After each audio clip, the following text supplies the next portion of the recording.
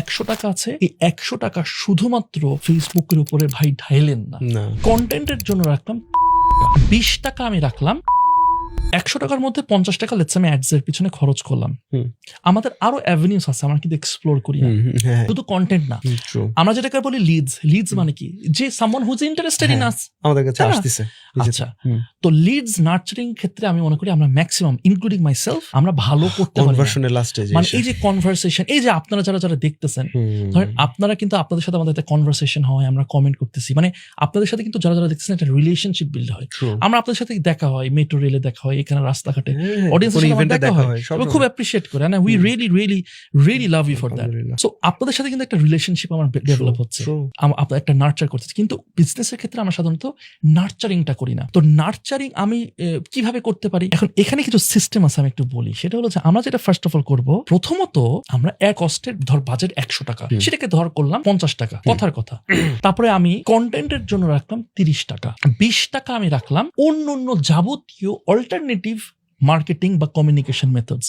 যেমন for example email marketing আমরা কিন্তু কেউ ঠিক মতো করে করি না, হোয়াটসঅ্যাপ মার্কেটিং কিন্তু very under utilised, WhatsApp marketing কিন্তু আমরা ঠিক মতো করি না। 100 টাকার মধ্যে 50 টাকা আপনি ফেসবুক অ্যাডসে দেন, কোনো সমস্যা নেই, 30 টাকা আপনি কন্টেন্টের পিছনে, 20 টাকা আপনি আদার চ্যানেলসে ইউটিলাইজ করেন, রাইট? এরপর এটা আপনি 3 মাস করবেন। প্রতি মাসে একটা আমাদের রেশিও আছে, যে রেশিওটাকে বলি আমরা মার্কেটিং এক্সপেন্ডিচার রেশিও, মানে টোটাল আমার যত রেভিনিউ আসছে ডিভাইডেড বাই টোটাল আমার যে অ্যাড কস্ট। আমি এটাকে অ্যাড কস্ট, লেটসে আমি কন্টেন্টকে আমি অ্যাড কস্টই লেটসে ধরলাম, এটা তো আমার তো খরচ তো করতে হবে ভাই, স্টুডিও ভাড়াকে আমি ফ্রিতে নিব বা হোয়াট এভার, রাইট? একটা স্ক্রিপ্ট রাইটারের টাকা, সব একটা অ্যাড কস্টই ধরছি। এরপরে আমি বাই চ্যানেল আমি রিটার্ন দেখবো।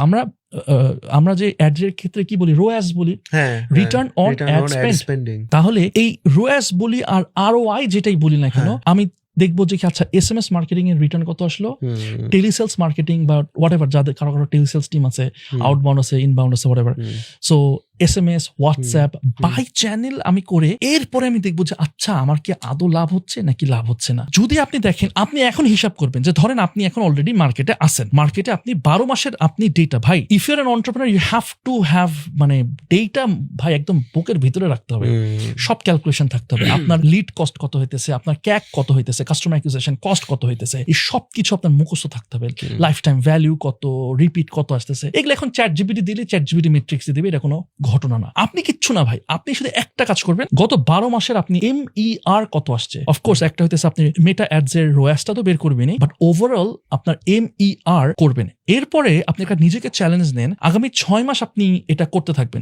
এই যেগুলো বললাম অল্টারনেটিভ চ্যানেলস, স্পেশালি আপনার নার্চারিং এর জন্য ইমেল মার্কেটিং ইজ বেস্ট, আরেকটা হইতেছে কন্টেন্ট। এটা মাস্ট, এইটা করে তারপর আপনি 6 মাসে দেখেন তো যেটা বাড়ছে নাকি কমছে নাকি সেম থাকতেছে।